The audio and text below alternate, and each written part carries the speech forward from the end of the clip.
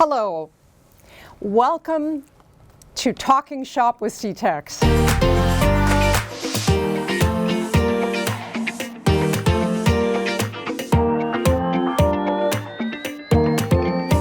I'm Dr. Ellen Solik. I am honored to be the Interim Executive Director here at CTECS, and more honored to have the opportunity today to introduce you to a very special guest.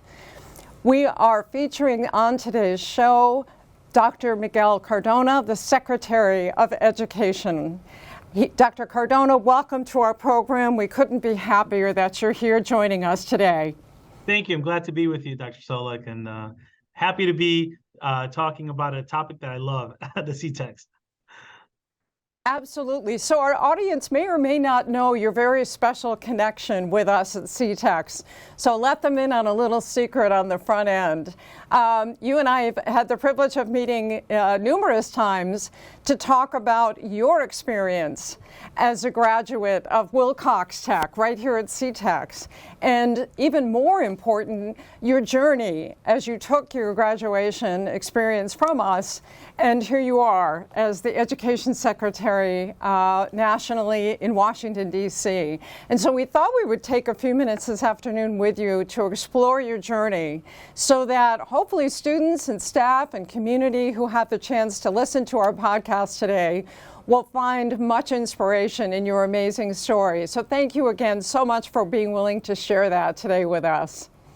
So we'll start with just an easy introductory question. If you would, tell us a brief history about your life in Connecticut, including where you were raised and what your life was like growing up as a teenager in Connecticut. Sure. Much like many of the students that you serve now, I was born and raised in Connecticut, Meriden, and I still call Meriden home. I have children there. My wife and I live there. I live here during the weekday, but Meriden is home. Connecticut is home. And much like the students you serve, I grew up. I went to school there, and then I very close, tight-knit Puerto Rican family. We did everything together. We always partied with cousins and just full of family and community. Meriden is such a warm community. So and I mentioned family because what brought me to Wilcox was one of my older cousins. Actually, all the cousins would get together regularly, and the eldest cousin ended up going to Wilcox. He was about 7 or 8 years older than me. He went to Wilcox to study plumbing, and every cousin after that followed. I always say it's like the little ducks following the mother duck crossing the street. We all followed him into Wilcox, and so my brother attended Wilcox 2 years before me. I went, and my younger sister went to Wilcox. So the 3 siblings, we ended up going to Wilcox, and it was a great experience there. I can go into detail on it, but that's my upbringing in Meriden. And my interest in Wilcox was really because my older cousins attended, and I wanted to learn more about it.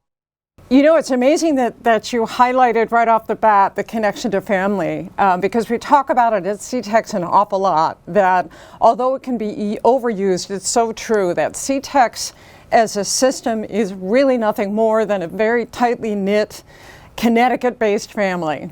That, as you just so well highlighted, we have so many families that are intertwined and interconnected as part of our system. And I think it's probably what makes us so unique and so special. So thank you for that, because I highlight that with staff all the time. And although they're probably tired of hearing it, it really is true. It's the family is the fabric that is CTECS. And as you said so well, and so you started to touch on your experience here at Wilcox Tech, but what was your experience as an auto student, and why did you choose to attend a technical high school? You talked a little bit about your cousin's connection as well.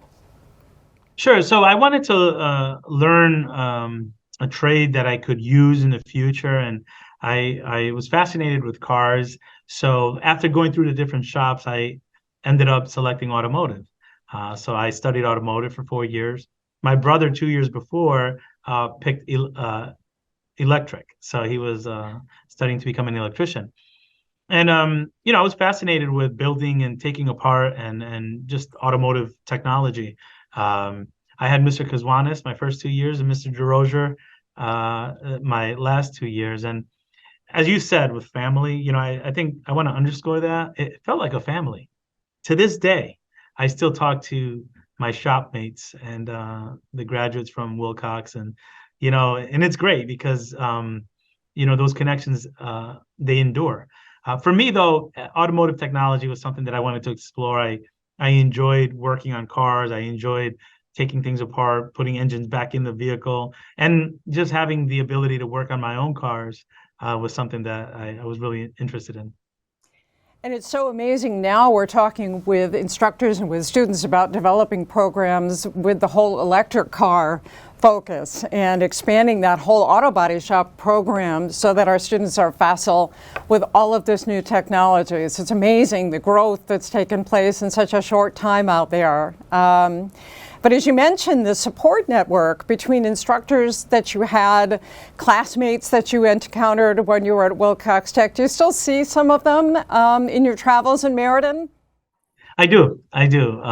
Some of my closest friends are folks from Wilcox. And as I said, it was a family affair. So my cousins, we were all grads, and we're proud of that. I still have my hoodie with the letter that I got from running cross country.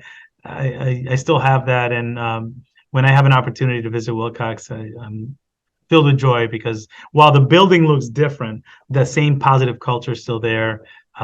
So yes, I'm still connected to them. Absolutely. Secretary Cardona, your educational path then led to education. Why did you choose that career path, and what roles have you held in the education field?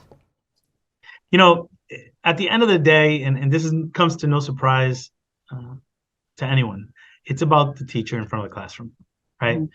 So I still keep in touch with Cynthia Hayden, Rob Janiga, Mr. DeRozier, who lives in Florida. He was in Connecticut maybe a month, 2 months ago, and I changed my schedule to get 5 minutes with him just to say hello. And then there's Linda Ransom. So she was the art teacher at Wilcox when I was studying there, and she saw that I was using my art to talk about issues of importance to me. And at one point, she tapped me on the shoulder and said, "Miguel, you ever consider being a teacher?" Prior to that, no, I didn't have anyone in my family that was an educator, so I never really thought of myself as an educator until Ms. Ransom tapped me on the shoulder and said, "Consider being a teacher." So now I had automotive technology, and then I thought, well, maybe I can become a teacher. As a matter of fact, I want to be like Ms. Ransom. I want to study art education. And that was the goal. I left Wilcox prepared to go to university. I attended Central Connecticut State University to become an art teacher. But then I gravitated toward elementary education. From there, I was a fourth grade teacher. I was fortunate to be given many opportunities for advancement. I went on to get my master's degree in bilingual bicultural education.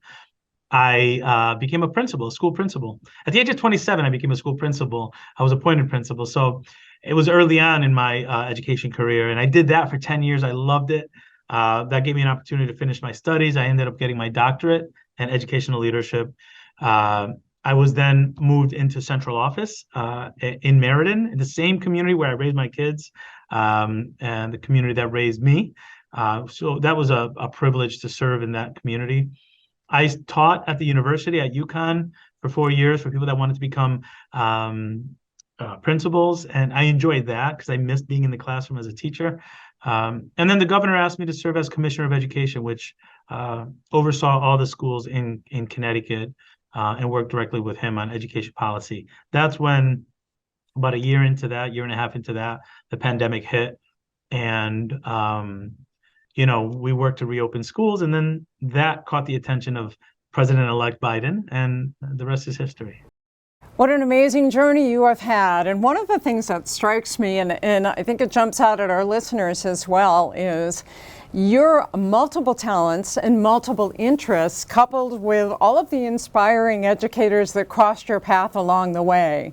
And it seems to me it was just this amazing synergy that came together and happened. And for all of our listeners, you're a walking testament to really becoming anything and everything that you want to pursue as you go through your life. And what an amazing journey. It's absolutely inspirational. By the way, I had no idea you were interested in teaching art, but I do remember teaching myself. Actually, I started as a music teacher at Washington Middle in Meriden, and I remember when you were promoted as a principal, so that was way back. But what a long way we've both come, I think, since then.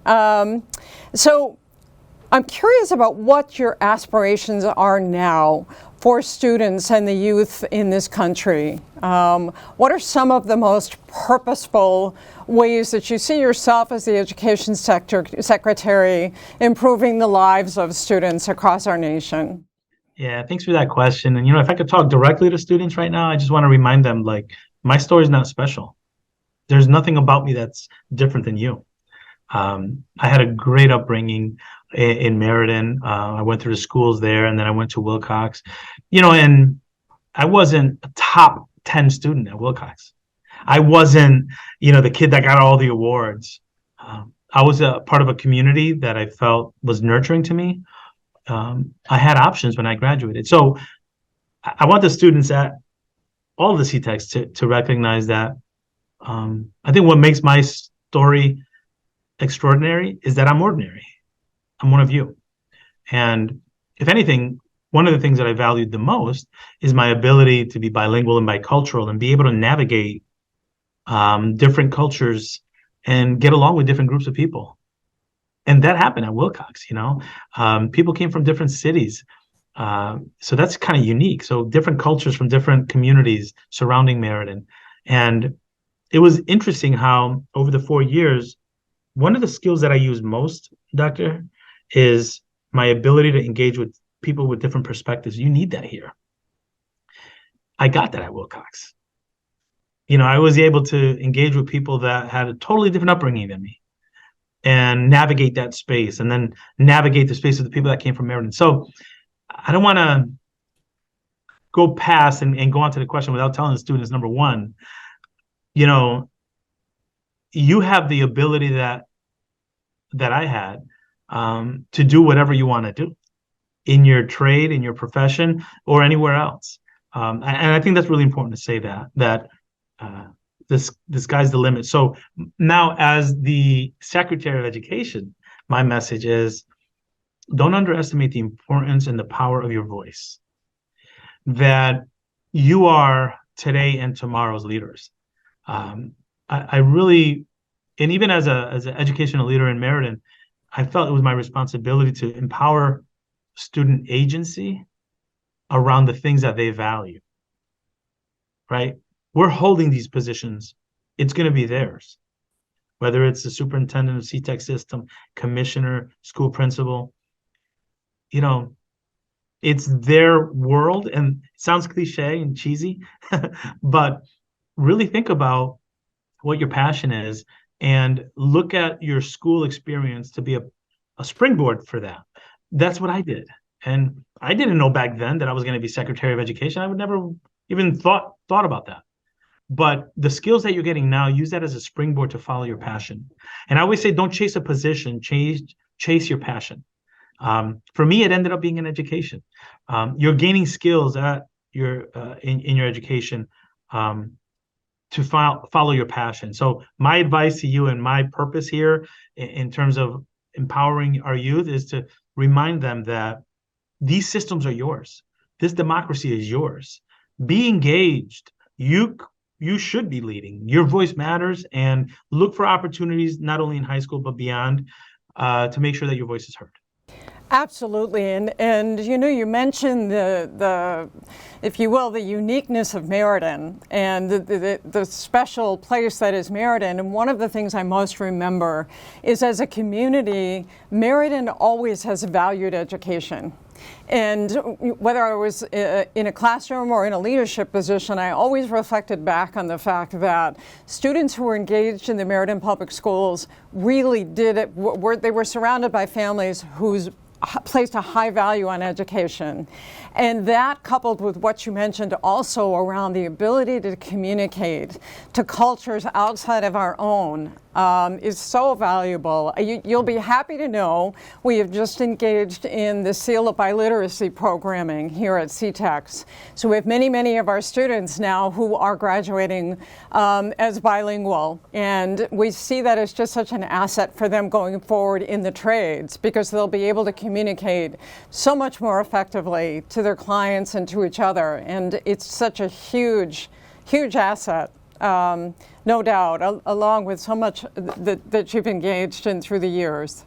I appreciate you using the word asset because, I think the experiences that many of our CTEC students have, and I know that I had, added value to what I'm doing now, right? And it's that being able to, whether it's code switch or culture switch and navigate different spaces, I commend you for promoting bilingualism because, as you said, the clients might speak a different language. And you're really preparing students for an international future, right?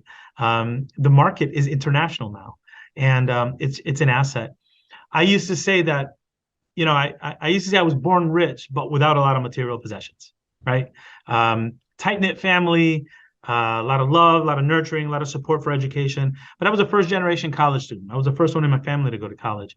I moved 7 times before I was 13 years old, right? So I say all this to say that what some might have viewed as a deficit, I now look at as an asset. The ability to navigate different cultures, the ability to, open new doors as a first-generation college student and face those fears helped me because here in DC, as I'm having hearings or I travel to international conferences and I'm talking to leaders from other countries, it's that same conquering of the fear or the unknown that I learned in my experience in Meriden and through Wilcox that I'm using now. So to the students, what you might look at as a deficit, turn it around. That's an asset. And it's really important that our school systems recognize that what might be a challenge for a student is actually sharpening their sword for the fight ahead, right? And we need to view that as assets. And I'm glad to hear that the Seal of Biliteracy is something that you're doing there because it does recognize having 2 languages as an asset, which we all know it is. Absolutely. We're sitting here, we're all inspired listening to you today. So I have a burning question of the nature of inquiring minds who would like to know, having studied automotive technology as a high school student at Wilcox Tech, do you fix your own car? Well, I have an electric vehicle, so there's very little, to fix there. But I will tell you, and I'm proud of it. I got my hands dirty last year. I had to change the fuel pump in my wife's Jeep, and I did it myself. And I used all the strategies that I learned in Wilcox. So I was proud of that. Actually, I was just as proud of that as I was of some of the other things that I did here that had federal impact. But every once in a while I try to get under the hood. But I leave the diagnostics and all that to the trained professionals that understand today's cars. Cars have evolved so much, so I know when to not make it worse and not try to fix something where you need a computer to fix. Absolutely. We know how busy you are, but I wanted to commit CTECS right now to any time you want to come back and take additional coursework in electronic and electric card work. We have a spot for you. Oh, I appreciate Absolutely. that. An honorary spot anytime you would like to jump in. I think I still have my uniform, although it doesn't fit. Yeah, absolutely. Let me say this. CTECS, to the students, to the educators there, you are positioned to be at the front of the line when it comes to the evolution that we need in education across the country. The workforce needs in our country have not been met by our education system. there are high-skilled, high-paying jobs out there that, unfortunately, it seems are not aligned with how we're preparing students. But in the CTECs, they are. And whether it's, in Groton, the submarine base there, the vacancies that they have. I always say in Connecticut, if you're a welder that knows how to code, you are good. You are set for life. But you understand the formula of making sure that our students are prepared for life after graduation. And it doesn't mean that they can't go to a 4-year university like I went to. The beauty of the CTEC system is you have options. My role as Secretary of Education now is to make sure that, like the students at the technical schools in Connecticut, all students across the country have options. So you're leading the way there. I wish you continued success, and I thank you for spending a few minutes with me. It was really a joy for me to spend some time with you today. Well, Secretary Cardona, I cannot thank you enough for taking the time today to be with us. And I know how much it will mean for CTECS at large to know that you joined us in our Talking Shop with CTECS podcast. And we look forward to hearing more about all the great things that you're doing in Washington. And thank you so much. Thank you. Take care.